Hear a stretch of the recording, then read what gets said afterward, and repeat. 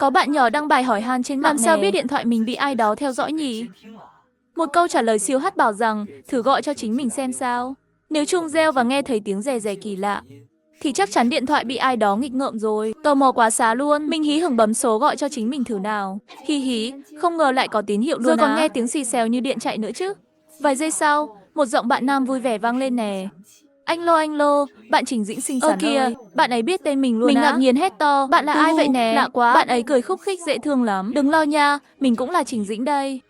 Mình đến từ một thế giới thứ hai siêu kỳ diệu. Mình ngơ ngác. Hả? Cả hai nói gì mà lạ lùng sao? Bạn ấy lại bảo mình là Trình Dĩnh là phiên bản thứ hai của bạn từ thế giới mình vẫn ngơ ngơ. Hu, khó hiểu quá. Bạn ấy kiên nhẫn giải thích rõ ràng luôn nha. Ồ, giờ mình hiểu chút xíu rồi nè. Thế giới thứ hai đó giống như một nơi song song á. Kiêu sao nổi khi bạn ấy là mình ở một chiều khác. Bạn ấy là phiên bản Trình Dĩnh tí tẹo khác biệt, nhưng mình vẫn thắc mắc tí tẹo nè. Sao ở thế giới thứ hai mình lại là con trai vậy ta?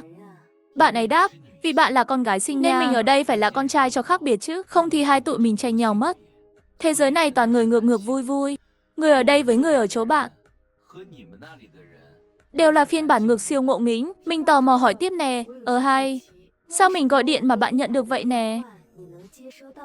Bạn ấy ngừng một chút xíu, rồi nhẹ nhàng bảo mình rằng bởi vì bạn đã đi lạc sang một chiều khác rồi. Mình ngạc nhiên. Hả? Bạn trêu mình hả?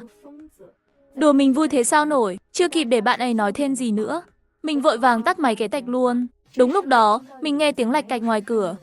Ai đó đang mở khóa nè, nhưng khóa mãi mà chưa ra nữa chứ. Chắc là bạn thân của mình về rồi nha. Mình chạy ù ra mở cửa, hí hửng lắm luôn. Định ôm bạn ấy thật chặt để kể chuyện lạ. Nhưng thôi, mình lại xuyên qua người bạn ấy luôn. Bạn ấy chẳng thấy mình, còn lầm bầm cute lắm. Kìa, sao cửa tự mở được vậy ta? Mình vẫy tay trước mặt bạn ấy. Này, mình mở cửa cho bạn mà, thấy không nè? Nhưng bạn ấy cứ ngó lơ mình luôn á, rồi tung tăng bước vào trong nhà. Mình bắt đầu thấy lạ lạ sao ấy nha. Lẽ nào mình thật sự đi lạc chiều rồi sao? Mình chặn được cửa, cầm được điện thoại, cũng bấm số được luôn mà. Sao lại không chặn được bạn ấy chứ? Mình lon ton chạy theo bạn ấy vào phòng. Bạn ấy mở tủ đồ ra xem nè, thì thấy một món đồ siêu kỳ lạ trong đó. Một con búp bê nhỏ nhỏ, giống mình y chang, nằm trong một cái hộp xinh xinh. Ngạc nhiên ghê luôn á. Con búp bê đó có khuôn mặt giống mình thật. Nhưng bạn ấy chẳng hoảng hốt tí nào. Bình tĩnh cầm hộp mang ra ngoài luôn nha. Mình lo, chạy theo hét lên. Bạn ơi dừng lại, làm gì thế nè? Bạn định mang búp bê đi đâu vậy? Bạn ấy khựng lại một chút xíu, mắt tròn xoe, ngạc nhiên nhìn quanh. Như cảm nhận được mình ở đó vậy á. Nhưng mình mệt quá, chẳng giữ được lâu. Bạn ấy lại bước tiếp qua mình luôn, rồi cầm một cây kéo nhỏ nhỏ xinh xinh. Bắt đầu tỉa tót gì đó cho con búp bê. Mình hoảng hốt chạy ra phòng khách nè. Lại bấm số gọi cho chính mình lần nữa. Anh Lô, cứu mình với nha. Bạn Trình Dĩnh lo lắng hỏi lại. Trình Dĩnh ơi, có chuyện gì xảy ra vậy nè? Mình mếu máo kể hết luôn á. Bạn thân của mình đang nghịch con búp bê giống mình nè.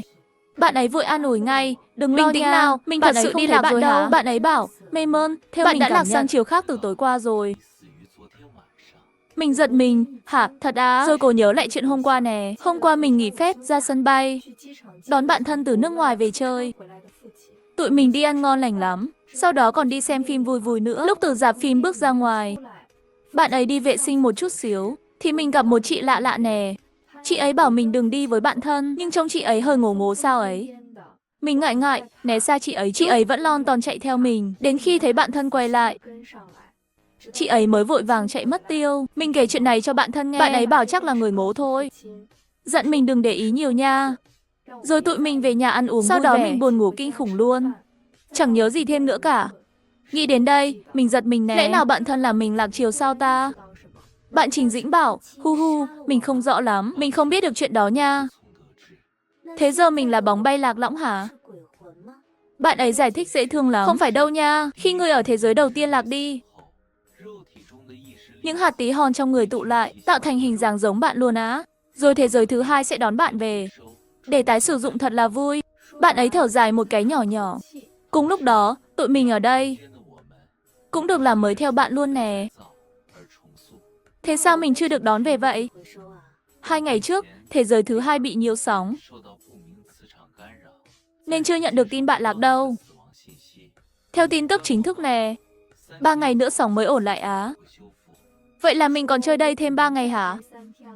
Bạn ấy kể thêm nè, tối bạn lạc đi ấy, sóng nhiễu loạn tưng bừng luôn, nên mình không theo dõi bạn kịp. Thành ra hơi tiếc tí xíu, mình vội hỏi ngay, có khi nào chuyện mình lạc đi Và sóng nhiễu không phải ngẫu nhiên không? Lỡ đâu ai đó cố ý thì sao?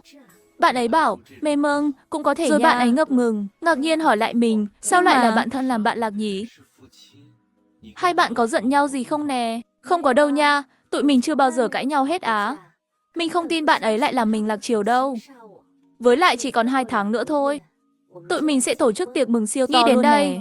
Mắt mình long lanh nước, tự nhiên buồn buồn sao ấy.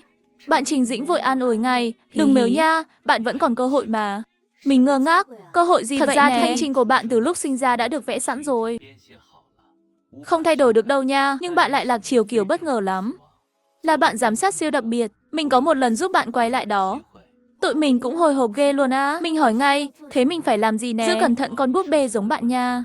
Đợi 3 ngày nữa khi sóng ổn định lại.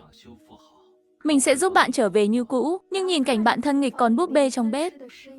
Mình tiêu nghỉu, hu hu, chắc không kịp nữa đâu.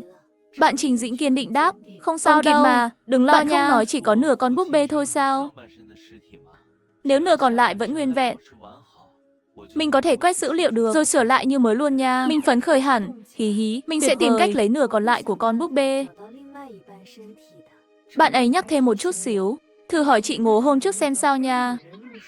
Chị ấy bảo bạn tránh xa bạn thân, chắc biết điều gì đó bí ẩn lắm. Nhưng mình thử đủ kiểu rồi á. Dù đi cửa hay nhảy qua cửa sổ, mình vẫn chẳng ra khỏi nhà được. Lúc này điện thoại sắp hết pin rồi nè. Mình chạy ù vào phòng sạc ngay, vừa cầm cái sạc lên thì bạn thân bước vào, mình hơi hoảng một tẹo ấy. Hu hu, nguy rồi nha, nhưng điện thoại vẫn trong tay mình mà.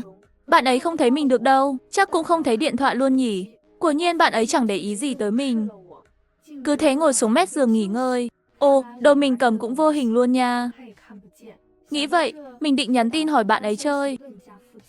Nhưng tin nhắn lại gửi về cho chính mình luôn á. Ơ kìa, lẽ nào mình chỉ gọi điện được thôi sao? Nhắn tin thì không được hả ta? Đúng lúc đó, điện thoại bạn ấy reo tinh tinh. Bạn ấy từ từ nhấc máy lên nè. Anh Lô, có chuyện gì vậy nè? Mình ghé tai nghe thử một chút xíu. Hình như là việc ở chỗ làm của bạn ấy. Bạn thư ký nhờ bạn ấy quay lại một lát, bảo là nửa tiếng nữa sẽ về nhà. Bạn ấy cúp máy xong, thay đồ rồi chạy đi mất tiêu luôn. Mình tranh thủ cắm sạc điện thoại ngay, rồi gọi lại cho bạn Trình Dĩnh nè. Bạn ấy bảo mình rằng, giờ bạn đang ở một khe hẹp giữa các thế giới á. Chỉ dùng điện thoại để trò chuyện với mình được thôi. Chẳng thể nói chuyện với ai khác đâu nha. Nhưng bạn ấy vẫn an ủi mình thật dễ thương. Mình sẽ cố nghĩ cách giúp bạn nha. Đột nhiên lại nghe tiếng lạch cạch mở khóa cửa. Lẽ nào bạn ấy về rồi sao ta? Mình hơi lo một chút xíu. Bạn ấy về thật rồi nè. Bạn Trình Dĩnh bảo, đừng sợ, giữ bình tĩnh nha. Xem bạn ấy định làm gì nào. Khi cửa vừa mở ra, mình ngạc nhiên hết sức luôn á. Không phải bạn ấy nha.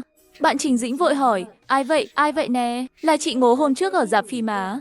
Chị ấy từng bảo mình đừng đi cùng bạn thân. Bạn Trình Dĩnh ngạc nhiên, hả, sao chị ấy lại có chìa khóa nhà bạn vậy? Mình ngơ ngác, không biết nha. Thấy mình hồi hộp quá. Bạn ấy dịu dàng bảo, bình tĩnh nào, đừng lo, cứ theo dõi xem chị ấy làm gì nha. Chị ấy không thấy bạn đâu mà.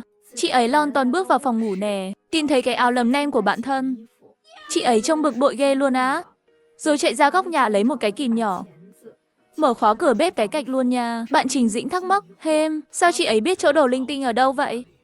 Lại còn biết có dụng cụ nữa chứ. Mình cũng ngờ ngác, lạ thật chị ấy giành nhà mình ghê luôn á. Mình lon ton theo chị ấy vào bếp nè. Thấy còn một phần nhỏ của con búp bê, chỉ còn một mẩu tí xíu thôi nè. Bạn Trình Dĩnh reo lên, tuyệt vời nha. Cố giữ mẩu đó cẩn thận nha. Càng giữ được nhiều càng dễ sửa lắm. Nhưng chị ấy nhanh hơn mình một bước.